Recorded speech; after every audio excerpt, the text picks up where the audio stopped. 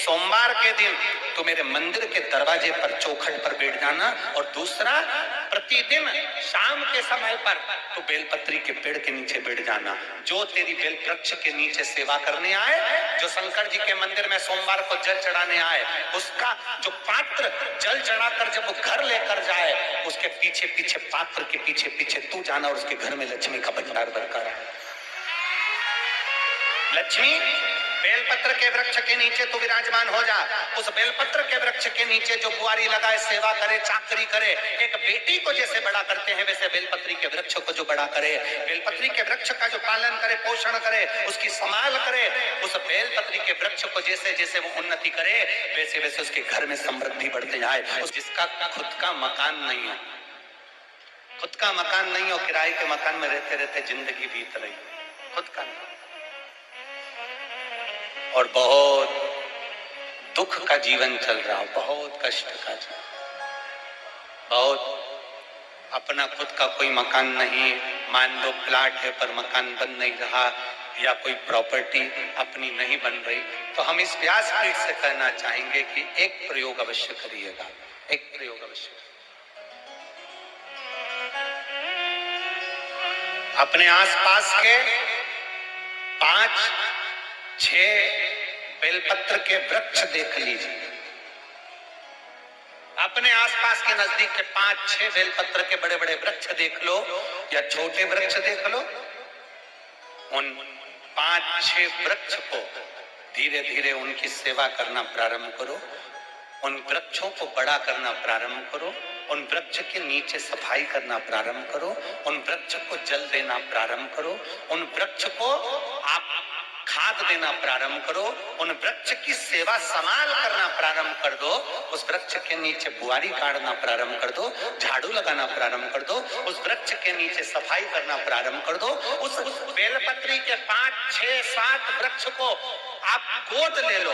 गोद लेना मतलब मैं इसकी सेवा करूंगा, मैं इसमें जल दूंगा, मैं इसके खाद दूंगा, मैं इसकी सेवा करूंगा, कुछ मत करो, बस केवल इस शरीर से उस बेलपत्र के वृक्ष की सेवा करना रोज प्रारंभ कर दो। 6 महीना इंतजार करना और 6 महीना लगातार सेवा करना, 7वां महीना आपका और हमारा, और बताना कि भोलेनाथ ने प्रॉपर्टी दिलाई कि नहीं दिलाई और आगे बढ़ाया।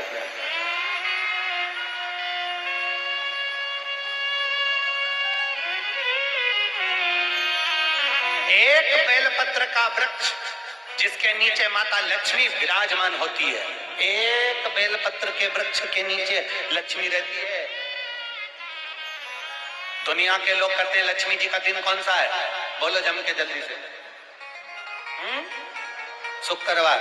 दुनिया के लोग कहते हैं लक्ष्मी जी का दिन शुक्रवार है, पर माता लक्ष्मी से पूछा जाए कि तुम्हारी माता ख्याति देवी नारायण भगवान के साथ तुम्हारी शादी नहीं कर रही थी, शंकर को लक्ष्मी दे रही थी, तब तुमने भगवान शंकर से विनती करी, भोले बाबा मैं नारायण से प्रेम करती हूँ, भगवान नारायण से मेरा विवाह हो। तो माता ख्याति देवी से शंकर भगवान ने विनय कर कर कहा कि लक्ष्मी जी का विवाह नारायण के साथ कर दिया जाए।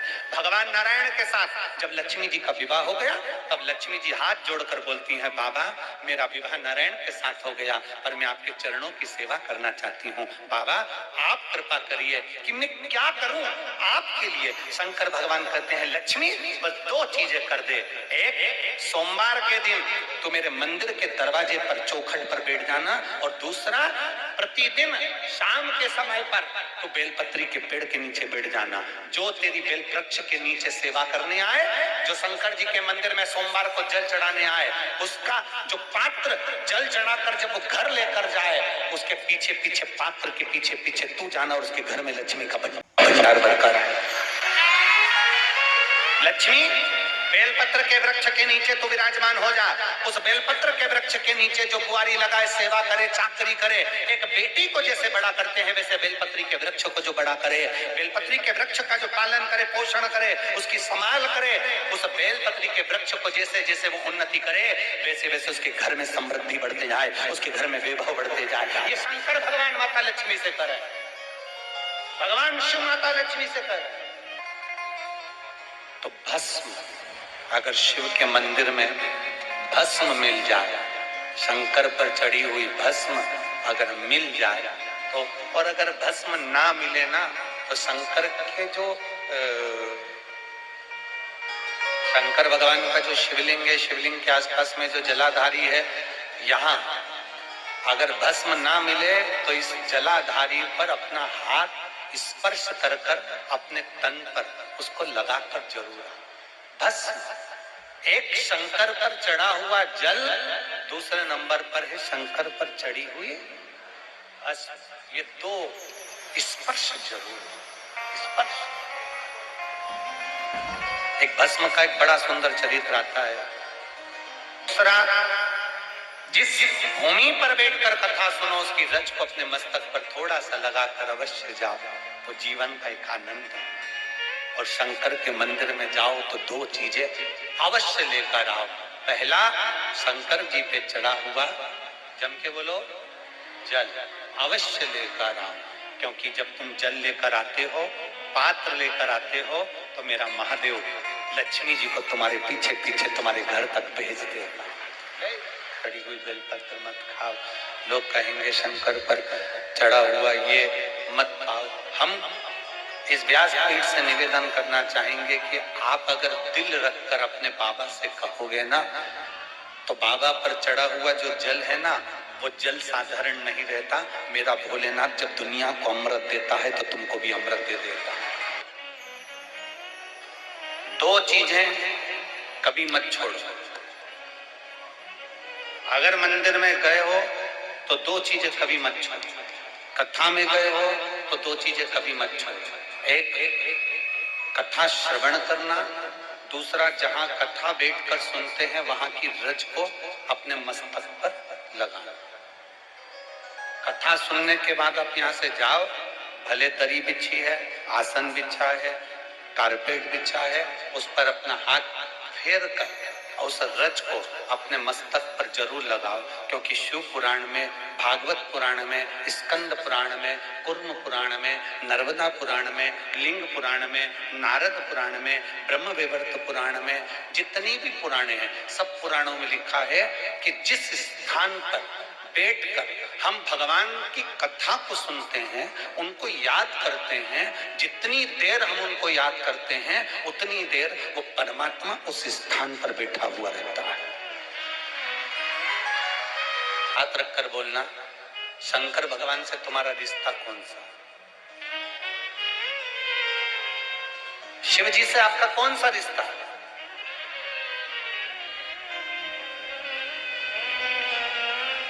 शंकर भगवान को आप क्या मानते हो? हमने आपको एक संबंध बताया था कि सीहोर कुबेरेश्वर धाम आपका मायका है, तो हम आपके भाई हैं, तो शंकर भगवान आपके पिता हैं, आपके बाप हैं, आपका बाबा है, आपका दादा है।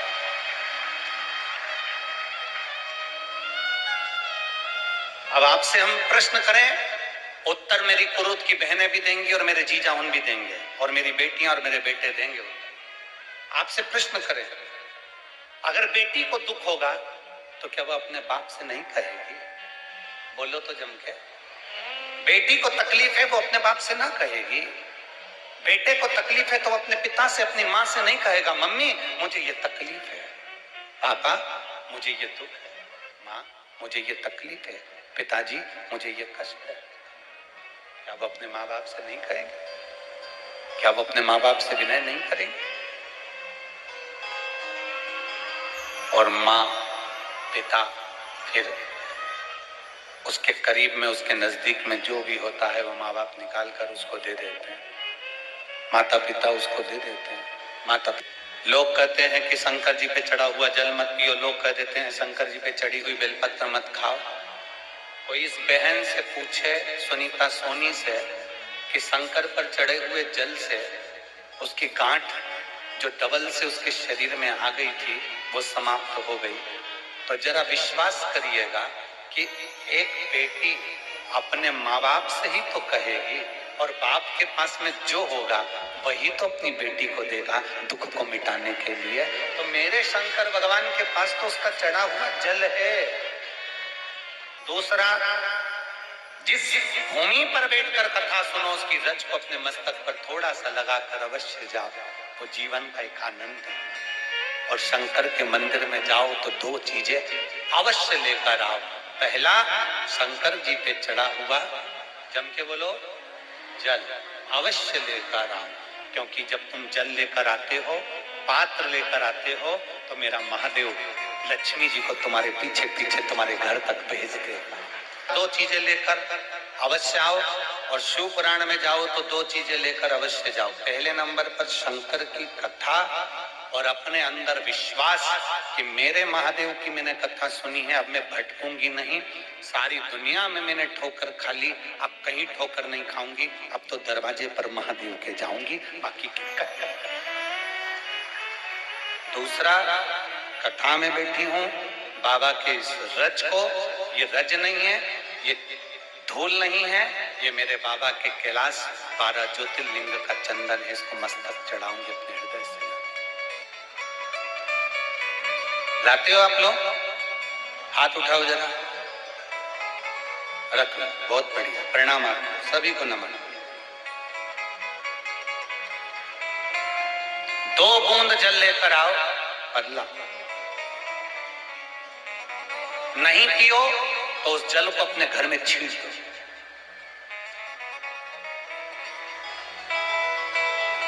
नहीं पी सकते, उस जल को छींट दो। सारे घर के लोग नहीं पी रहे, उस जल को मटके में डाल दो, हंडे में डाल दो। 2 बूंद जल हंडे में डाला, सब पी गए। आपको अलग अलग किसी को देने की जरूरत नहीं पड़ती, किसी को नहीं। हंडे में डाल दो, मटके में डाल दो, सब उस पानी को पीना।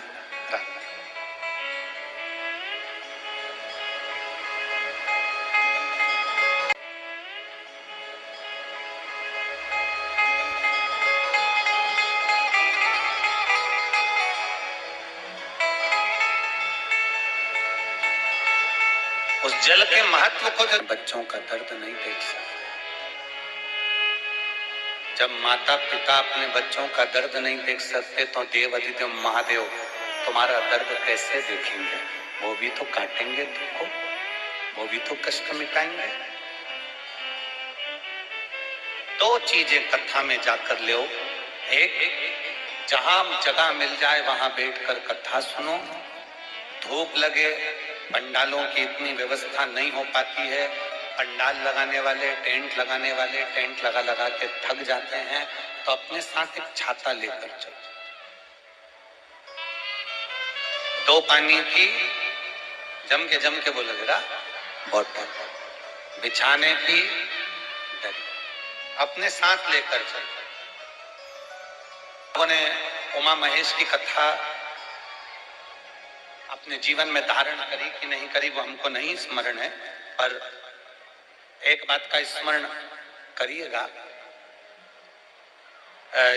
ये जो कथा चल रही है ये गौरी शंकर चल रही है। इसके बाद में जो अमलेश्वर में कथा है वो कौन सी है? समर्पण शिव महापुराण कथा। उस समर्पण शिव महापुराण की कथा जब 2 तारीख को